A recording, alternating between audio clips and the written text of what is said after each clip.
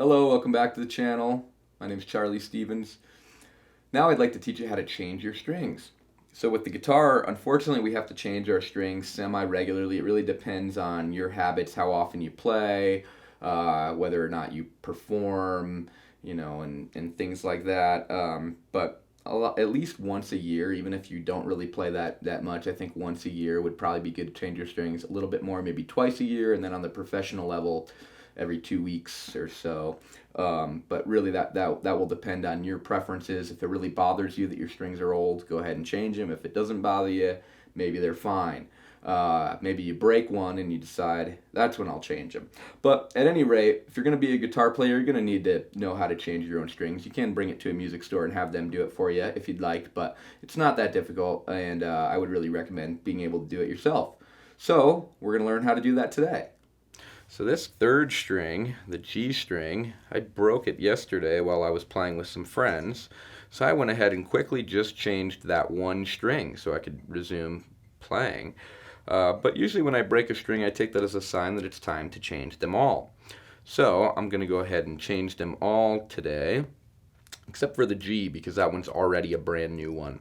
So the way I like to do this is typically I would take off 3 and change 3, and then I would take off the other 3 and change the other 3. But today I'm just going to take off these 2.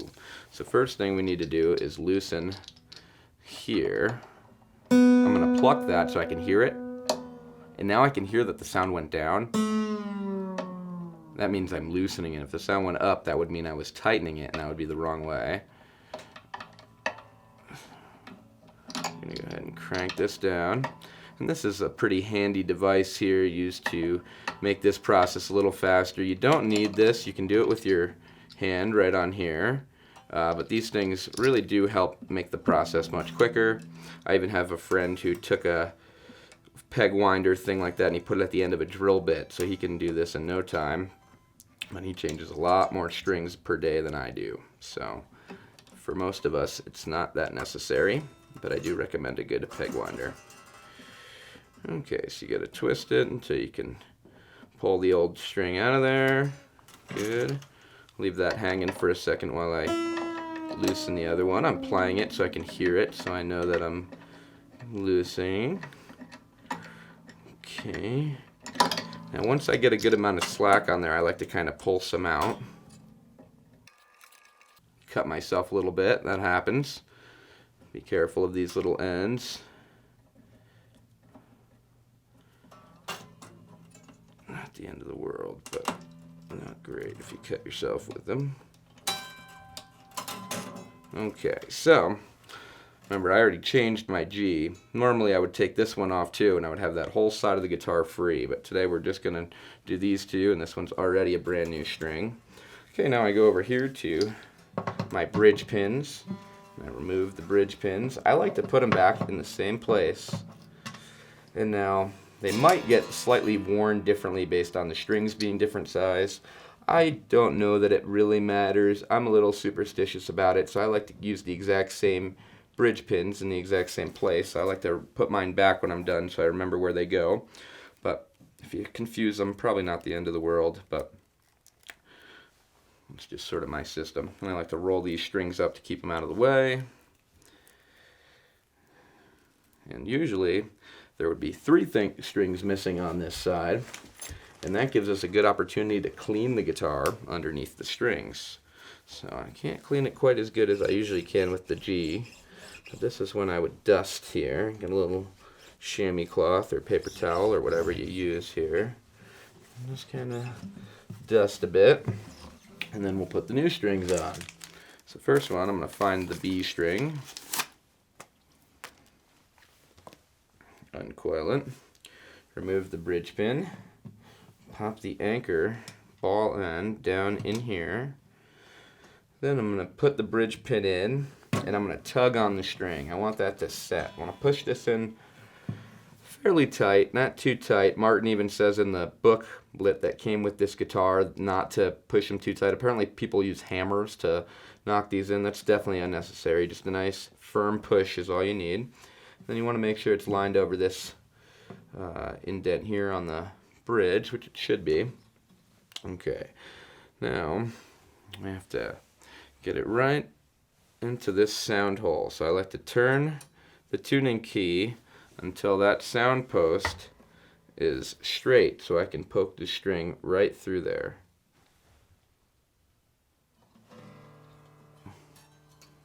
Looks pretty good. Okay, so I turned it so the string can go all the way through nice and straight like that. Okay, now that I've done that, I have this much extra string on the other side of my tuning post here. So this is my big trick for how this works, to use the 3-finger method. So you take 3 fingers and you line up your fingers there, like so. Now I'm going to pinch right at the end of my 3 fingers. And I have that much string. That's all I really want, extra string. So I'm going to push it back in this way till right there. And now I have all this slack on this side. So I gather that up and I use these fingers to pull it sort of towards my hand. And then I use this finger to push it down right here, right on the edge of the nut here to really hold it down. That's going to make sure that it lines up into this groove really nicely. Okay, now that I've done that, it's time to wind it back up. I always tend to put the peg winder down on the opposite side that's comfortable to get it at this stage, but oh well. And I'm still holding on. I can feel more tension on my right hand here as the string pulls up. It's getting closer and closer and hard to hold her on. Okay, now I had to get my fingers out of there, but I'm still squeezing down here with my index finger. And it's probably about at pitch.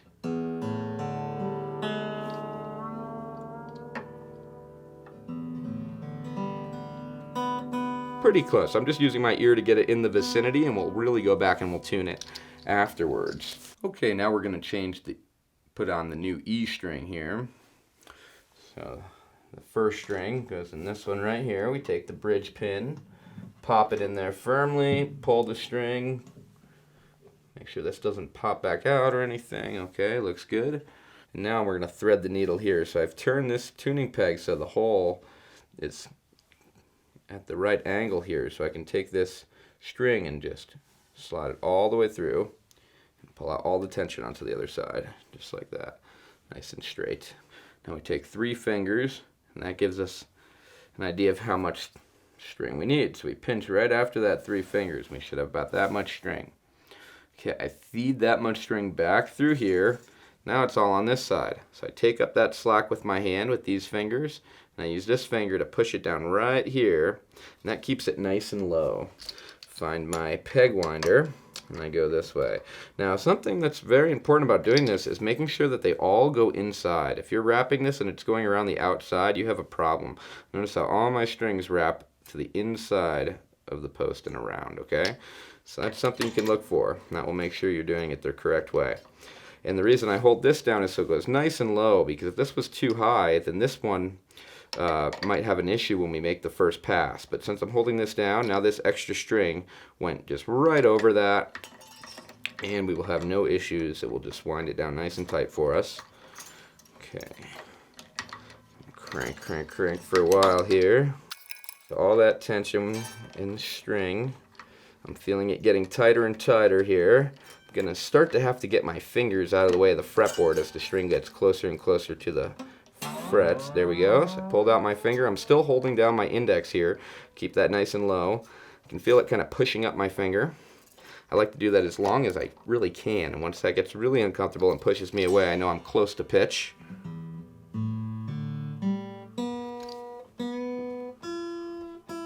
So I even passed it that time.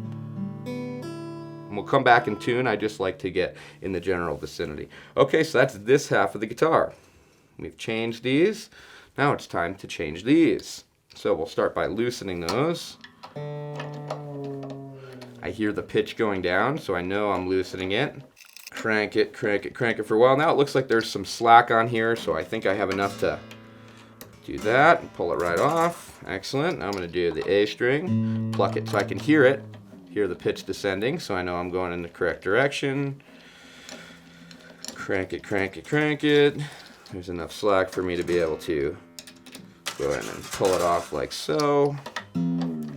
Same process with the low E string.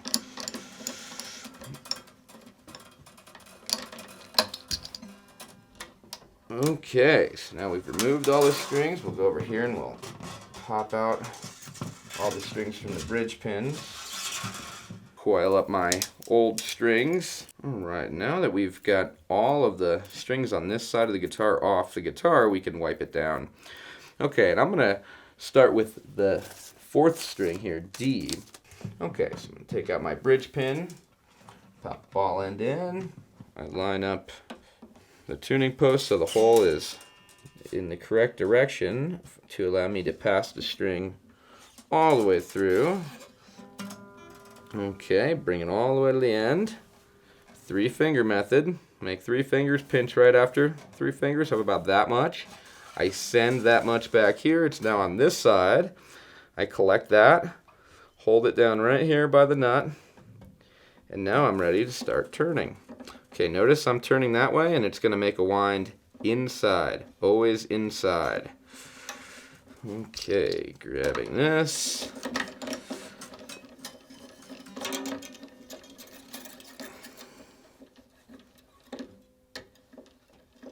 Almost getting a little high, but it still went under it. I want everything to pass above this. I don't want this to be above anything else. It's going to make sure I get a nice, even wind.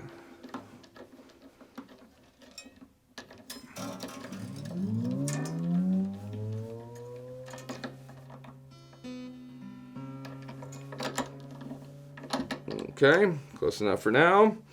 Now we will move on to the 5th string, the A string. Start by removing the bridge pin and popping the anchor in there.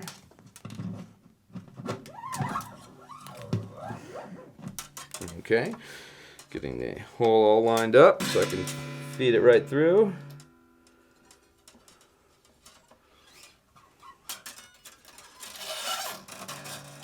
Okay, now with the A string and the E string, they're a little bit different. These strings are a little bit thicker, so if we did the 3-finger method on here, we'd end up with a lot of string. Because the string is bigger, we don't want quite as many wraps around it. So I use 2 fingers on the A string. When we get to E, I'll show you I use a little less than 2 fingers, but we were at 3, now we'll go 2 for A. So we pinch right there, have only that much string, send that back, collect it with the fingers, hold it down right by the nut, just like we've been doing. This is probably the trickiest part of this little maneuver and holding all this tension. It does kind of hurt your finger a little bit, but you just kind of got to do it. Okay. Okay, so see, I didn't really have to do that one too much because I had less string, but it still looks about the same as the rest of it. It's a nice even wrap. It takes up a lot of the space on that post that I want it to.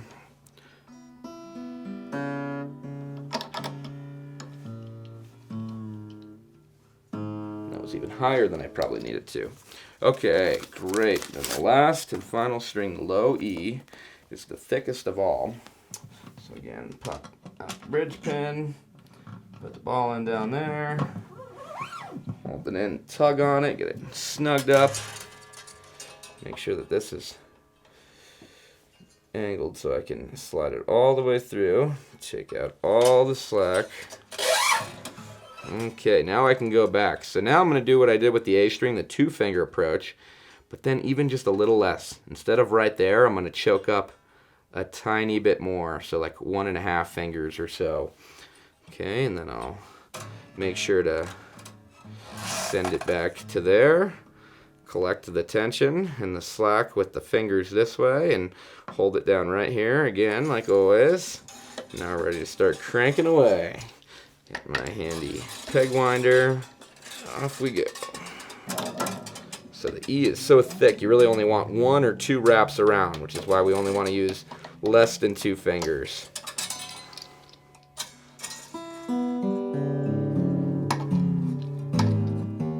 Okay, now we just need the tune.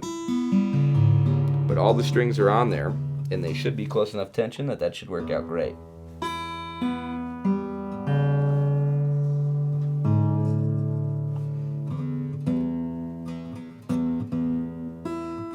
Okay, now we can use this thing to go trim these off. And you want to get these as close to here as you possibly can because they get pretty sharp. And I cut myself earlier. That's kind of what happened here. I hit one of these little barbs that I'm creating now. So the closer you can get to these, the less danger you'll be in. Okay. Well, we've trimmed all these off. Now it's time to tune it up and play the guitar. So one of the things about having new strings is that sometimes they go out of tune when they're new and they don't sound as good. They sound great because they're brand new strings, so they have a different tone to them and they sound good. But if they're going out of tune when they're new, that can be a bummer because, you won't sound good if you're out of tune, right? So I have a good tip for that involves stretching the strings and keeping them in tune. So I've tuned this up. So it's in tune now. I'm going to deliberately pull it out of tune a few times and retune it, and that process will help the strings stretch out a little bit so they stay in tune ultimately. So what I do is hold down the string here at different points. I'll start about here, and then I'm going to take my fingers kind of like how we did when we were putting the string on, and I'm going to pull up like this. Okay, and I can feel it. Now I'm going to go a little closer back here, pull up there, get closer to my hand. I'm going to move my hand to different spots too. Okay, you don't want to break your strings, obviously, so you don't want to do this like too hard. You don't want to like Macho Man Randy Savage and just rip it right off your guitar, but you do want to feel that they're kind of stretching out, okay? Then you'll repeat this process on the second string. So I'm going to move this hand around and leave the right hand where it is and tug around. Now I'm going to leave the left hand where it is. I'm going to tug a few different places on the right hand. Okay, now we'll do this on the G. Also the bridge. Okay, on the D string, the fourth string. Okay, on the A string. I'm pulling pretty hard here. Like I said, not hard enough to break the strings, but I feel it, I feel the resistance of the string. Okay, now check out what happened. All out of tune again, right? That's okay, that's the goal. I deliberately pulled it out of tune. Now I'll tune it back up.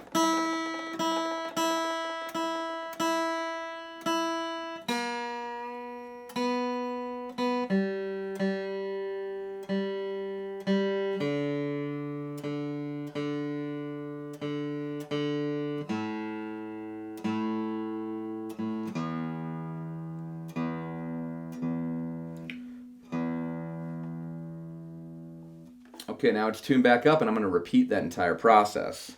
I'm just going to yank on them again, okay? This is really important if you play electric guitar and you're interested in doing big bluesy bends, kind of Carlos Santana kind of bends.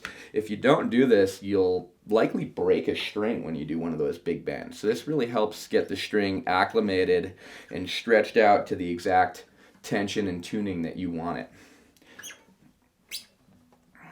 Okay. Go a little quicker the second time since I already did a pretty thorough job the first time. And I might repeat this process several times. Didn't pull it quite as much out of tune that time, if you notice. Still a little out of tune.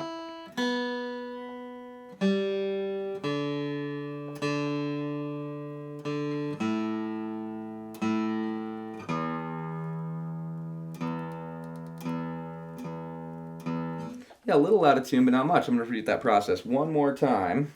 And I'm actually really trying to pull these out of tune. So if they're not going that far when I'm actually yanking on them, then that means normal playing won't take them that far out of tune, and hopefully you won't have to retune in the middle of the song. Now, tuning is important. No matter what you do, you're going to have to do it as a guitar player, probably every day, probably more times than every day. So don't think there's a problem with your guitar or that you're doing this wrong if you find yourself tuning, but hopefully this will help you do it a little bit less.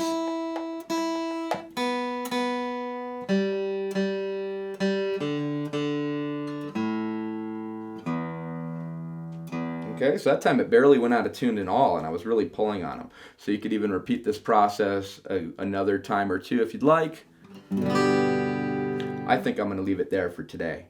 Okay, so that's how you change strings, and that's how you also, stretch them out a bit so they stay in tune after you're done changing them. All right, well, now you know how to change your strings, and now that we have some fresh ones on our guitar, let's learn how to play some stuff on them strings.